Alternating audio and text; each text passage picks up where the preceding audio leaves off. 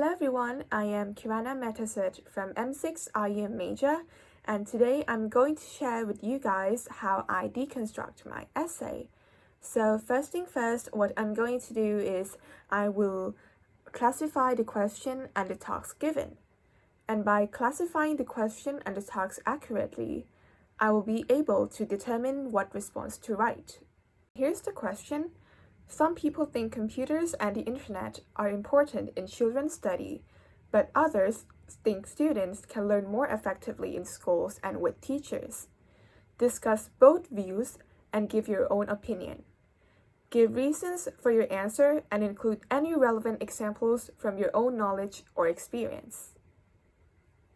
Okay, so now I am able to determine the type of the question. It is a discuss and opinion question.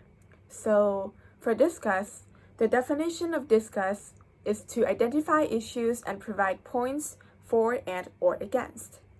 Well, a discussion doesn't necessarily have to include both for and against points.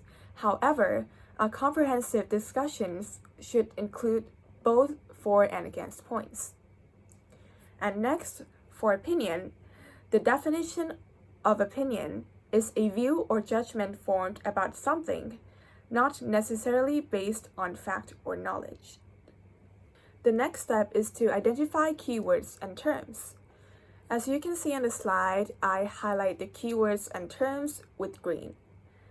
The keywords are computers and the internet, important, children's study, more effectively, schools, and teacher.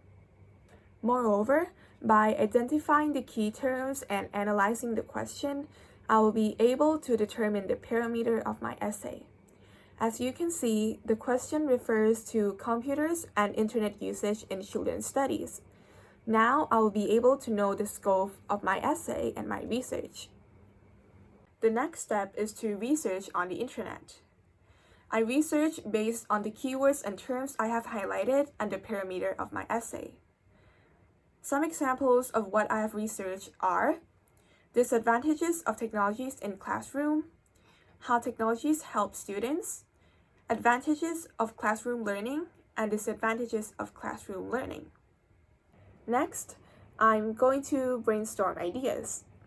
I apply the method called the 5 W's of journalism to generate more ideas. The 5 W's are who, what, when, where, and why. Also, you can also ask a how question.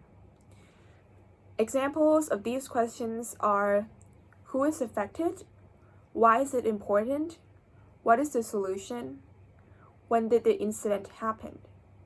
There are many other ways to generate and brainstorm ideas, but personally I prefer the branching method. To apply the branching method, I have to write the main ideas on the left side of the paper, leaving a lot of blank space on the right side. Then, I will list some supporting ideas on the right side of the main idea. I might also include some examples and references to the right side of my supporting ideas. Then, I will connect each ideas and examples with a straight line or branch.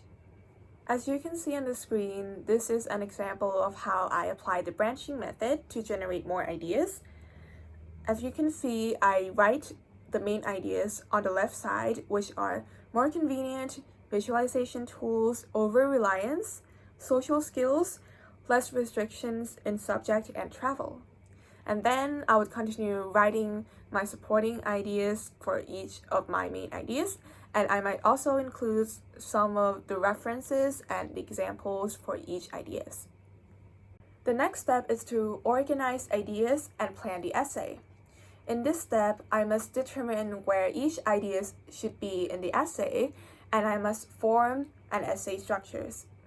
As you can see on the screen, I divided my essays into 4 paragraphs, which are introduction, paragraph 1, paragraph 2, and conclusion. So for introduction, I would paraphrase the question and also state my opinion briefly. For paragraph 1, I would refer to computers and internet usage in children's studies.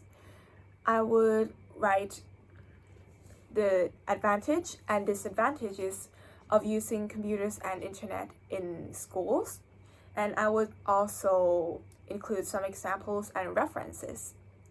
For paragraph 2, I would write about classroom learning, where students learn with teachers and instructors. I would write about advantages and disadvantages of online learning, and I would also include some examples and references.